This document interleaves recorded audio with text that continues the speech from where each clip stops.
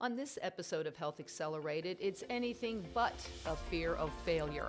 Joining me to talk about failure in healthcare and why that actually is a good thing are Kelly George, Vice President of Performance Improvement for OSF Healthcare, and Devon Kelly, Manager of Performance Improvement at OSF. Thank you both for being with me today. Thank you. We are just turning the calendar on a new year. You know, hopes, dreams, aspirations, things you're looking forward to in the new year. Optimism, all of that stuff. So it may seem odd to start our first episode of the year off by talking about failure and why failure can be a good thing, especially when it comes to driving understanding and change. So that's kind of where our conversation will be today, so it should be fascinating. But before we get to that, let's talk about what it means to be involved in performance improvement. What is it you do on a daily basis? Well, I can start us off. Performance improvement really looks at some of the strategic initiatives we have across our ministry. So we work very closely with a lot of our executives as well as our leaders and mission partners to work on those large strategy work efforts. That's part of the work that we do, and really across the ministry and within our regions. We also look at a lot of our technology work. So thinking about bringing forward new technologies to the ministry, working with mission partners to test those and see how they might really support those mission partners in the work that they do. So those are just some of the work efforts that really are part of the performance improvement work. Yeah, because when you have 24,000 plus mission partners, getting everybody in sync can be sometimes a bit of a challenge, can't it? Mm-hmm. Definitely. Okay, so we often use the statement, fail fast, but that's much easier said than done, or tolerated, I guess. I think that's probably the way to put it. No one wants to look at their work and say, oh, that was a failure. Everybody wants everything to be a success, but in reality, that just cannot happen. So we're conditioned and taught that failure is bad. We need to be able to look at it in a different way. So tell me how you are working to do that failure isn't always a bad thing. I think we really work with our mission partners to try to understand when you bring a solution forward, specifically within innovation. If you think about technologies and you think about new care models, they're not always going to be successful when they're brand new. Within innovation and performance improvement, we're really trying new things each and every day. So we can't expect everything to be a success, right? I think the most important thing, though, that we've seen is really taking away the learnings from those failures, so to speak. And if we can take away maybe what we could do different next time, or do we need to try a different environment or pilot something in a different way, that's the most important thing, is really taking that learning and taking that forward. And I think that's the most fun part about the work, really when we're piloting that new technology, because we're working with those early stage startup companies, and many times we're the first place that they are piloting their technology. So what's fun is we're helping them learn, but then we're also learning ourselves. So we've had pilots that have happened and we end up not implementing those solutions, but we're still helping those companies continue to iterate and improve on their technologies so they can get them implemented somewhere in healthcare, or they can come back to us down the road because of the learnings that have taken place and we are able to implement now. Yeah, and go ahead, Kelly. I was gonna say, just as Devon was saying, and I think what we've seen too is we may take a technology and pilot it in a certain part of the organization. And what we find is maybe from a change management perspective, it wasn't the best place to start, or based on some things going on in the environment or throughout the organization, that the solution isn't ready right now for that space. So then we have the opportunity to take a step back and say, okay, is it the solution? Is it the environment? Where might we take this and pilot this that it can be successful? Yeah, because some of our ideas, they may not come from outside companies. We always encourage our mission partners, especially those caregivers who are at the bedside. Mm-hmm. They see something that's not working for them, and they want to come up with an idea on how to fix it. I imagine that process could take quite a period of time from the idea to even getting into, all right, well, here's might be how it works. So walk me through that process. If somebody says, hey, here's an issue that we're having, how long can that process potentially take? I think it depends, right? It does depend. And it depends if they're really saying, okay, I've identified a gap and that's something we want to work on with performance improvement, or I have this great idea and something that I think we can work with the broader innovation team to take it forward and maybe even commercialize it. So I guess from a performance improvement perspective, it's when we hear from those mission partners and those leaders, it gives us the opportunity to really dive in and have a conversation with them. What are you experiencing? What is the data telling us? What have you tried already, right? So it's really an iterative process to get to the point of, is this something that you're going to work on maybe on your own from a continuous improvement perspective? Does it really need to be a larger work effort because it's going to require performance improvement and innovation and various mission partners? So we really work closely with the leaders and the mission partners and really dive into the data to understand, kind of the what's possible and what they're really trying to solve. Yeah, you alluded to this a little bit earlier too. We have different size hospitals within our ministry. So you have the 649 bed OSF St. Francis Medical Center, the level 1 trauma, tertiary, gets everything going on in it. But then you have the 25 bed critical access hospitals. So what works in each location may not be the same thing. And so I imagine you get some of those ones that come out of maybe some of our smaller, more rural. We all know the challenges facing rural healthcare. Do ideas come in from that space do you ever catch yourself going, wow, that's a great idea, okay, or I hadn't thought about that? Does that happen?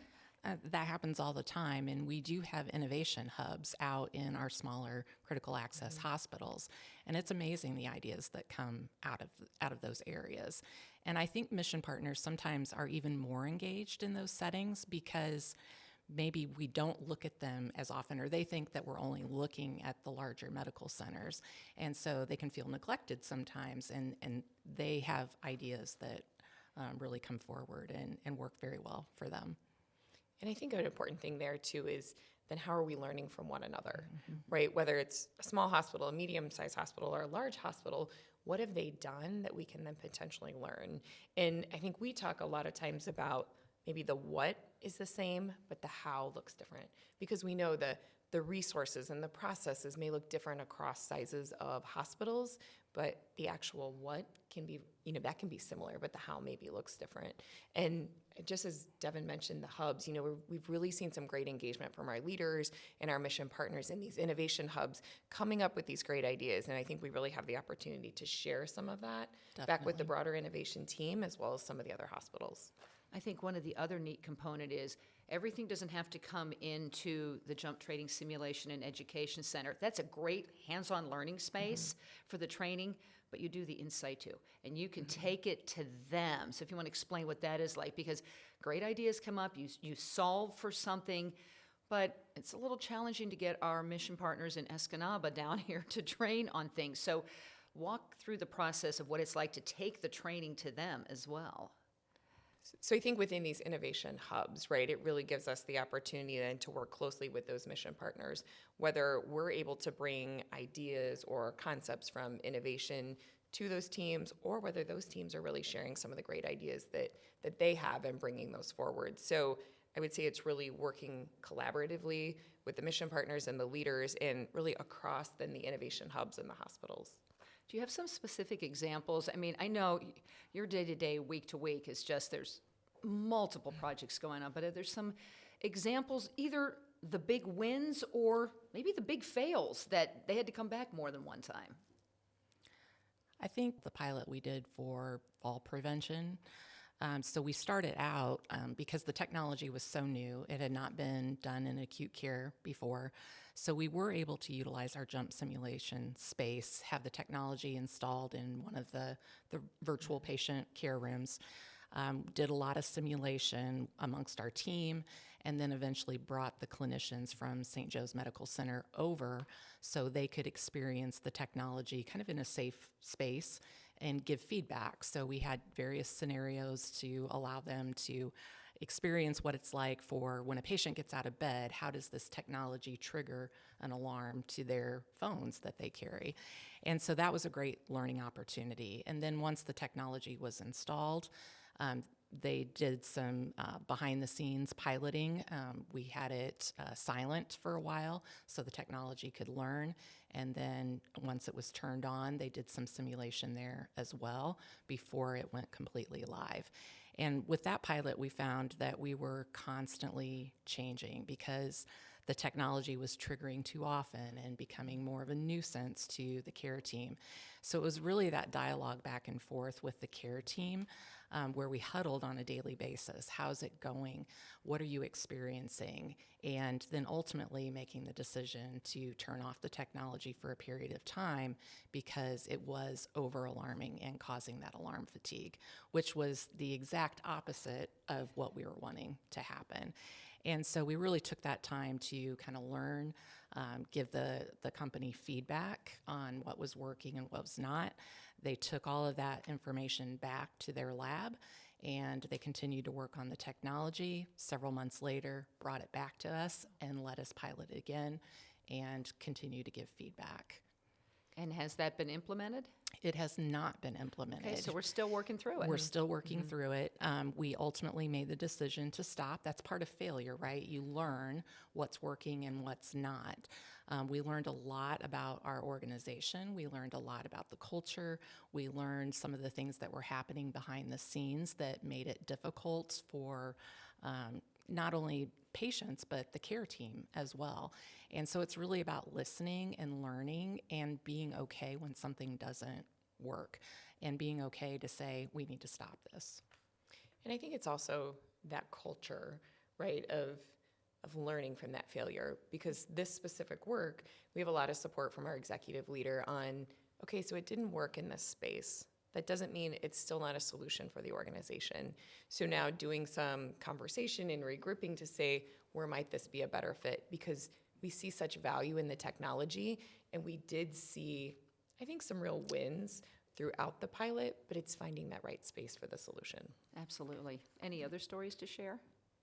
You know, we had another pilot that, Devon had some involvement in, and it was really a transportation solution. And we worked with that company. They had been very successful, I would say, in the urban space, but didn't have as much experience in the rural space. And we worked with them to really develop their solution and really focus on how was it going to work in the rural areas. And we never got to the point where we were really utilizing it on a regular basis, and it just never felt like the right fit for our organization. So again, we made that decision. We're not going to continue to move forward with that pilot.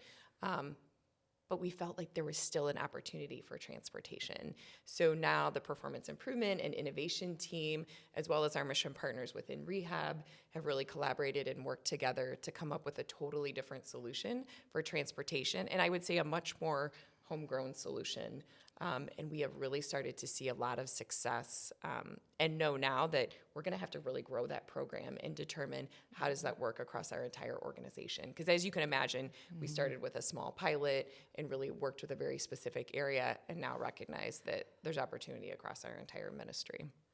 Yeah, and if you're transporting patients, again, some of our areas are a distance from where they need to go. And I can imagine, but it's such a necessary and needed component if we're going to talk about the social influences on your health. Right. Being able to get to that appointment, being able to be seen by a provider, it's huge. And so what a great solve eventually. Yeah, and I think in some cases, some people would have said like, okay, it didn't work. We're going to move on and try the next thing. But recognizing, yeah, that was a failure. But there are a lot of lessons learned from that, right? That maybe this company really was more successful in the urban space. It wasn't necessarily going to be successful in the rural space. And what did we really need as a ministry?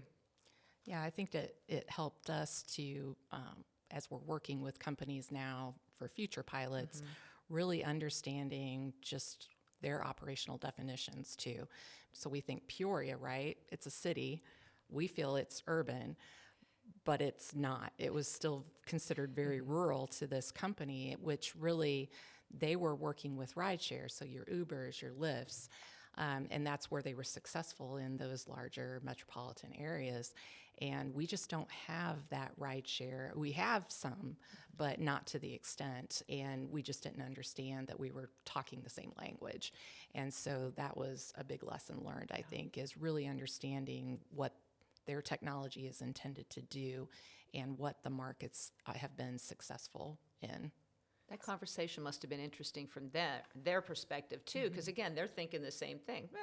And so did they listen as well and take the feedback openly?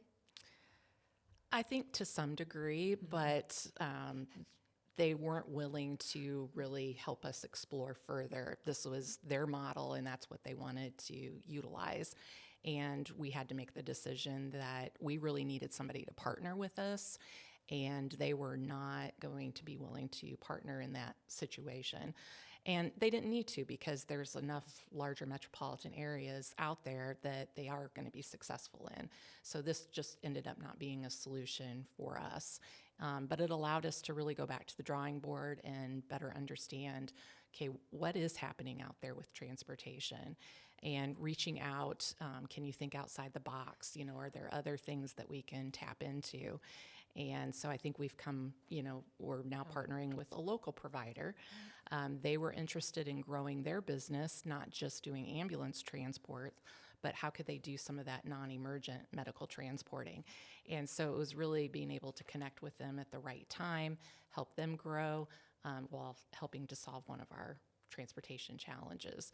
And just within the first 2 months of that pilot, we've done over 200 rides to our outpatient rehab facilities. Wow. With our previous pilot, we completed 1 ride. So big difference. That's a huge win for where I'm sitting. Huge win.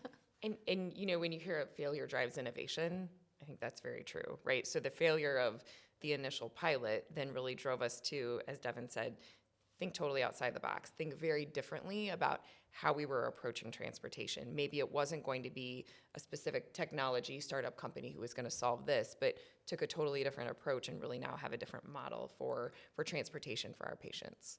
That must have been exciting when that happened for you personally. You had to walk away and go, yes. I mean, do you get those moments? Absolutely. Absolutely. It is. With transportation, it was a huge, it was just very exciting, especially after the first week of that pilot. And we've gotten great feedback from the patients. We are getting great feedback from our rehab staff because they really feel good about the patients getting to their appointments. And that is really a win, I think, for our team, for our patients, for the rehab, team. But I think sometimes, too, our team going through some of this, and I know we want to fail fast and we can learn, but it's still hard, right? So then being able to see how some of the work they've done, albeit foundational, has really driven some of this success has just, it's been great. Let's continue that part of the conversation, because we have safe training spaces when you're doing, pilots and you do the simulations. It's a safe space. It's still got to be tough conversations when you go in and say, oops, it didn't work. Your great idea, not so much. So talk to me about what that is like, having those conversations in the safe space and yet encouraging mission partners and others to still keep the process rolling. What is that like? We've had a lot of conversation around that within our division. When we do have a failure, how do we really bring that to the rest of the division? And sometimes that's hard to start that conversation, but every time we have those conversations, you can see other people like, okay, yes, I've had that too. Or, okay, now that helps me to understand my current work that I'm doing. Or just as Devon mentioned, it gives us a different lens then to look through maybe future pilots or future work as we think about new models and bringing something really new that, yes, it may fail, and that's okay. Everyone survived through this failure, but what did I learn from that, and how do I really take that forward into my work? And I think we've really tried to, bring our division together around some of that and have some of those conversations, and people are asking for it too. Yes. Yeah, and I think it's gotten easier within our division. I think it's still hard, though, when you're going out and getting others comfortable. Everybody still wants to know all the answers. And so I find that you just have to have the same conversation over and over and over again until people are comfortable. We just had a pilot go live yesterday, and through the pilot planning process, all kinds of questions would come up. Well, what kind of data are we going to get? Who's going to do this with the reports? Just a lot of questions that we don't have answers to. And it's getting them comfortable with, we're going to pilot this. We don't know what's going to happen. It could work. It could fail. But we're going to go live and see what happens. Now, we don't want to go live with something that could potentially jeopardize patient safety. So there are limits. But for the most part, the things that we pilot are not going to jeopardize patient care. It might make a clunky workflow for our clinicians, and we want that feedback. You just have to continually talk to the leaders, the frontline staff, and get them comfortable with not being in full control and not totally understanding what might happen out of the pilot. And not being perfect. And not being Right. perfect, and Right. being comfortable to give feedback, honest feedback, because sometimes people are reluctant to give you honest feedback. They don't want to hurt your feelings. They don't want to hurt the company's feelings. But we really have to get that honest feedback, because that's the only way we're going to be able to iterate and make those changes. And I think through that too, just as Devon was saying, we do our best to do a lot of that planning up front.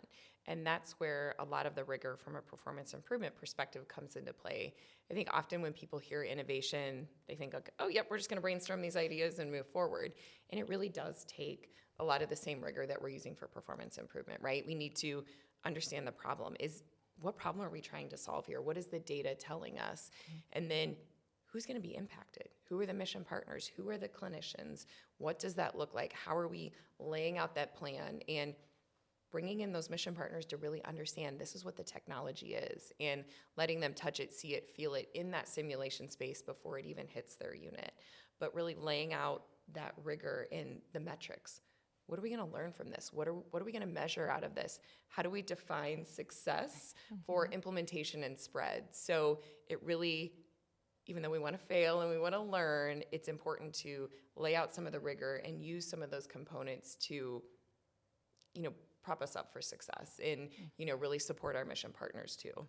I imagine patience is a word you use often. Because Yes. everybody they want the magic pill, they want it fixed, they want it done. And with what you do, that's not the case. Like you said, the one was a 2-year to find out it wasn't going to work. That's 2 years. Correct. That's a lot. So bottom line, why should patients care about failure in healthcare? Why is this a good thing for them? If we want to continue to transform healthcare, there's going to be failure. We have to be open to taking risk, right? Again, as Devon said, ensuring that there's no risk to the patient, Correct. right? Yeah. But how do we really think about doing something very different, coming up with new care models, maybe bringing in new technology? If we really want to transform healthcare and think about the future, we're going to have to be willing to do that, which then for the patient, they're seeing then the impacts and the benefits of hopefully better quality care, better patient experience overall. Yeah, it helps to improve the safety of the care that we deliver to them and gives them greater access to care. So when we do think about our rural healthcare settings, there's many in those rural areas that don't feel like they've got great access to care, or they have to travel a long distance to it. So being innovative, how do we bring that healthcare to them where they're at? So I think that's, very important, that we have to make sure that we are providing care to the patient where they are and not having them always having to come to us. So I think it's safe to say the expression, well, that's the way it's always been done, does not enter into your vocabulary rarely. Correct. Okay, before we finish up here, I'm going to ask each of you, what excites you most about the work you are doing on a daily basis in this failure directed, in a way, approach to what we are doing? What excites you most? I think if we can impact the mission partners, the clinicians across our organization, if we can make their job easier, allow them to provide better, higher quality care in a timely manner, that's what's exciting, as well as transforming how we provide healthcare. I think we know that overall it's broken, right? That there's definitely ways that we can improve it from a patient experience perspective, for our clinicians, for our families. So if we can do that even through one new care model or one new technology, that's what's exciting. Yeah, and I would have to agree with Kelly. That's one of the things I find most exciting as well. And coming from a clinical background, now having the opportunity to be on the other side and really listen to clinicians, listen to the frontline staff, see what their problems are, how can we help make things better? How do we help them feel good about the care that they're delivering? Because we know that there's a shortage of healthcare workers out there, and they're working very hard. So how can we help them do more with less? And a lot of that's going to come through being innovative and bringing in new technologies. But not just all about technology, it's about just being innovative in general. How can we eliminate some of the waste that's in the day-to-day processes? How can we make it easier for them to document the care that's being delivered? And then for our patients, when I think about, my parents or my family, I want to feel good about them coming into the healthcare environment, knowing that they're going to get safe, quality care. So I like being a part of that. I think, too, knowing how difficult it can be to recruit and retain some of our mission partners. There's so many options and opportunities for our mission partners today. So if we can also, bring different automation, right, to make jobs easier potentially, or then upskill some of our mission partners and allow them to do things that they never had the opportunity to do before. I think that's really exciting and really a necessary part of how we approach this work. Kelly George, Devon Kelly, fascinating conversation. Thank you so much for being here. And we'll look forward to what lies ahead in 2024. Thank you for joining us for this edition of Health Accelerated, brought to you by OSF HealthCare. Listen and subscribe on your favorite podcast app. You can also find links to any of our episodes at osfinnovation.org/healthaccelerated.